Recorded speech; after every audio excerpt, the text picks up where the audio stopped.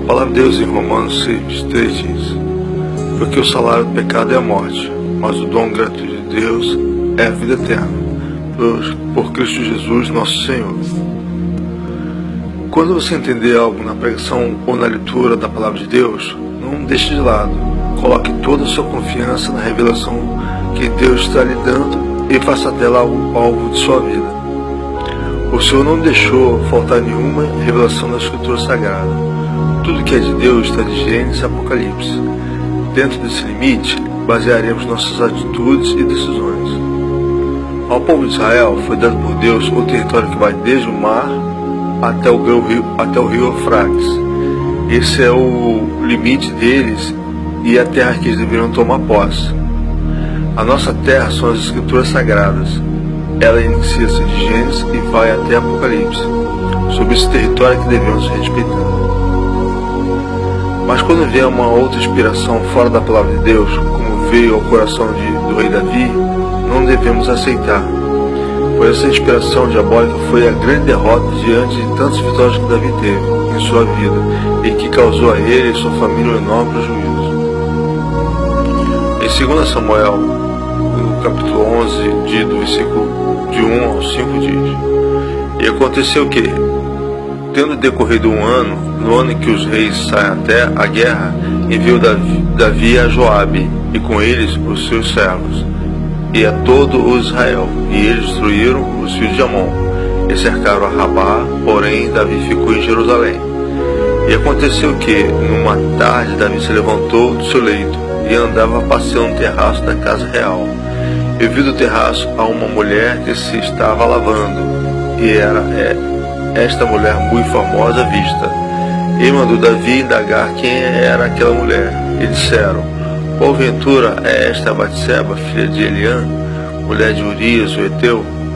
Então enviou Davi mensageiros e mandou trazê-la. E ela veio, e ele se deitou com ela, pois já estava purificada sua imundícia. Então voltou ela para sua casa. E a mulher concebeu e mandou dizer a Davi: estou grávida. O rei Davi comete o pecado do adultério. Davi teve uma relação sexual com Batseba, esposa de Urias, e a engravida.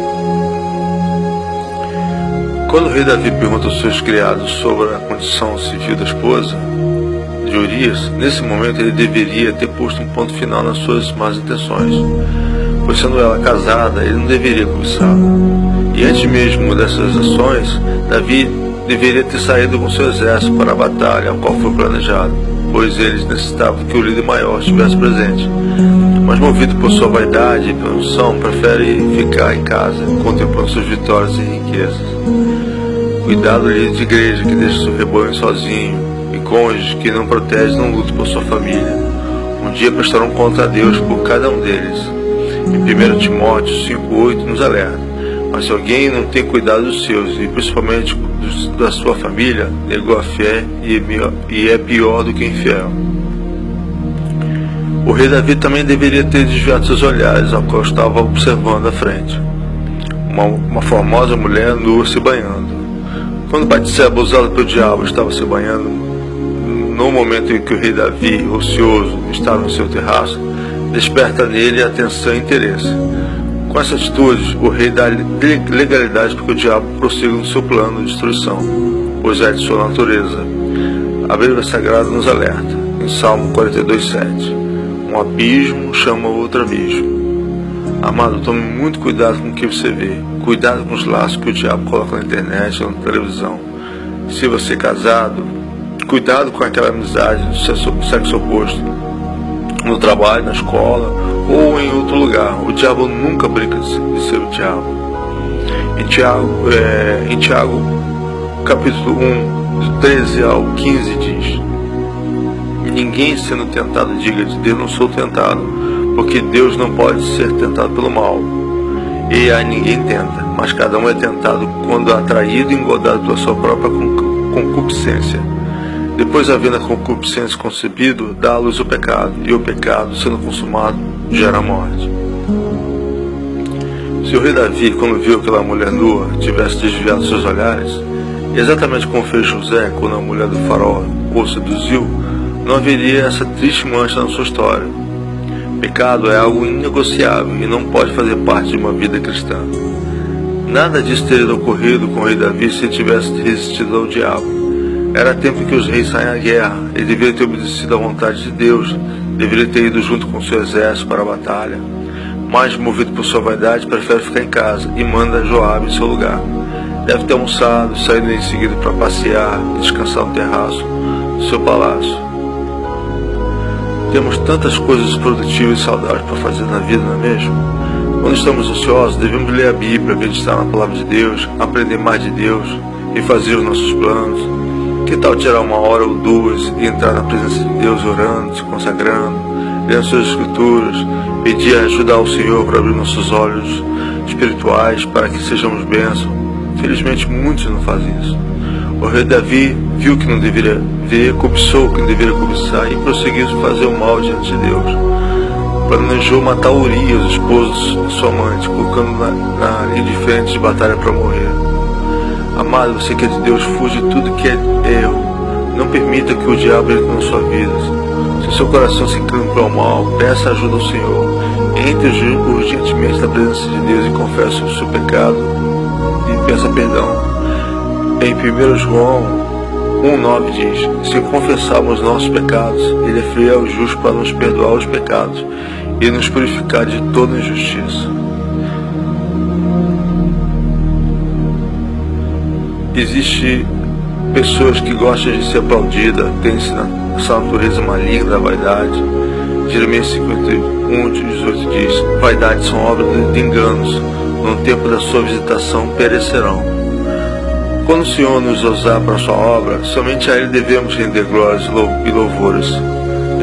Apocalipse 4:11 diz: digno é o Senhor a Ele de render glória e honra e poder, porque tu criaste todas as coisas, e por tua vontade são e foram criadas. Também existem pessoas que não têm o coração limpo, observam e desejam outra pessoa que não é o seu cônjuge. Uma hora o diabo vai fazer essa pessoa cair, e o preço será alto demais. Romanos 6:23, porque o salário do pecado é a morte. O rei Davi fez tudo isso. O Senhor teve que enviar o profeta Natã para alertá-lo e repreendê-lo. Em 2 Samuel, capítulo 12, de 1 ao 4 diz: e o Senhor enviou Natã a Davi, e apresentando-se ele a Davi, disse-lhe: havia uma cidade de 2 homens, e um rico e um pobre. O rico possuía muitíssimas ovelhas e vacas, mas o pobre não tinha coisa nenhuma, senão uma pequena cordeira que comprara e criara, e ela tinha crescido com ele e com os seus filhos. Do seu bocado comia, e do seu copo bebia, e dormia em seu regaço, e a tinha como filha. E vindo um viajante ao homem rico, deixou este de tomar das suas ovelhas e das suas vacas para assar para o viajante que viera a ele, e tomou a cordeira do homem pobre e a preparou para o homem que viera a ele. Aí Davi, enfurecido, diz, no livro de Samuel, 2 Samuel, capítulo 12, de 5 ao 6. Então o furor de Davi se acendeu em grande maneira contra aquele homem, e disse a Natã: vive o Senhor, que digno de morte é o homem que fez isso, e pela cordeira tornará a dar quadruplicado, porque fez tal coisa e porque não se compadeceu. Aí o profeta Natã surpreende Davi, em 2 Samuel 12:7. Então disse Natã a Davi: tu és esse homem. Assim diz o Senhor, Deus de Israel: eu te ungi rei sobre Israel, e te livrei das mãos de Saul. Por que Davi tinha que envolver com uma mulher casada? Querido, se você ama a si próprio, nunca permita que o diabo entre na sua vida, pois o prejuízo será grande demais. A seguir, as consequências desses atos errados de Davi. Em 2 Samuel, capítulo 12, de 8 a 10 diz: e te dei a casa do teu senhor e as mulheres do teu senhor em teu seio, e também te dei a casa de Israel e de Judá, e se isto é pouco, mais te acrescentaria tais e tais coisas. Porque, pois, desprezaste a palavra do Senhor, fazendo o mal diante dos seus olhos. A Urias, o Heteu, feriste a espada, e a sua mulher tomaste por tua mulher, e a ele mataste com a espada dos filhos de Amon. Agora, pois, não se apartará a espada jamais da sua casa, porquanto me desprezaste e tomaste a mulher de Urias, o Heteu, para ser tua mulher. Depois o rei Davi se arrependeu de tudo que fez, mas essa palavra se confirmou na sua vida. A espada não se apartou de sua casa. Davi era um homem segundo o coração de Deus, mas permitiu que o diabo o tocasse. Amado, mesma coisa acontecerá com qualquer pessoa, pois Deus não passa a mão na cabeça de ninguém. Não poupou nem mesmo o homem que era segundo seu coração. A pessoa pode ser de Deus, mas vai observando aqui, cedendo ali. O Senhor Deus afirma, em 1 Pedro 1,16, porquanto está escrito, sede santo, porque eu sou santo. Tem que ser santo, separado do pecado, nunca se inclinando ao pecado. Existem pessoas que aproveitam o momento em que ninguém está vendo e cometem práticas que a palavra condena. Olha que não deve viver, pensa coisas obscenas, odeia, mesmo que em pensamento seu próximo. 1 João 2,11 diz, mas aquele que odeia o seu irmão está em trevas e anda em trevas e não sabe por onde deve ir, porque as trevas lhe cegaram os olhos. Devemos abrir nossos olhos espirituais, fugir e se arrepender dessas práticas erradas, antes que seja tarde demais, pois no grande dia, o juízo final, o julgamento será sem misericórdia. Aconteceu depois o que da família de Davi? 2 Samuel 13:1. E aconteceu depois disto que, tendo Absalão, filho de Davi, uma irmã formosa, cujo nome era Tamar, Amon, filho de Davi, amou-a. O rei Davi tinha várias esposas, naquele tempo era permitido. Acontece uma tragédia na família. Seu casal de filhos comete incesto. 2 Samuel 13:2. E angustiou-se Amon até adoecer por Tamar, sua irmã, porque era virgem, e parecia aos olhos de Amon dificultoso fazer-lhe coisa alguma. Amon, filho de Davi, apaixonou-se por sua própria irmã. Eis aqui uma das consequências do pecado de Davi. No livro de Provérbios diz, a maldição sem causa não virá. A virgindade de sua irmã Tamar seria um obstáculo para satisfazer os desejos carnais de Amon, pois naquela época, mulher que não fosse virgem antes do casamento era uma desonra muito grande para a família. Nesse momento, Amon deveria ter evitado de dar continuidade ao seu plano, porém preferiu aconselhar-se com seu primo do que buscar a face de Deus e prosseguiu com seu pecado. Quando uma pessoa está às portas de cometer o pecado, dentro dela o Espírito Santo dá um alerta do perigo iminente. É o momento exato de ouvi-lo e dar um passo atrás. Ouvir somente a voz do Espírito Santo e de mais ninguém.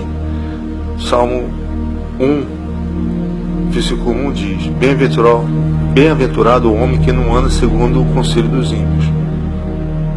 Em 2 Samuel 12:10 diz, agora pois não se apartará a espada jamais de sua casa. Devemos estar sempre bem longe do pecado, pois do contrário, podemos estar trazendo a espada para a nossa casa, dando a legalidade para que o diabo prossiga destruir a nossa família. Pecado é algo que não deve ser pecado é algo que deve ser exposto diante de Deus e não deve se esconder.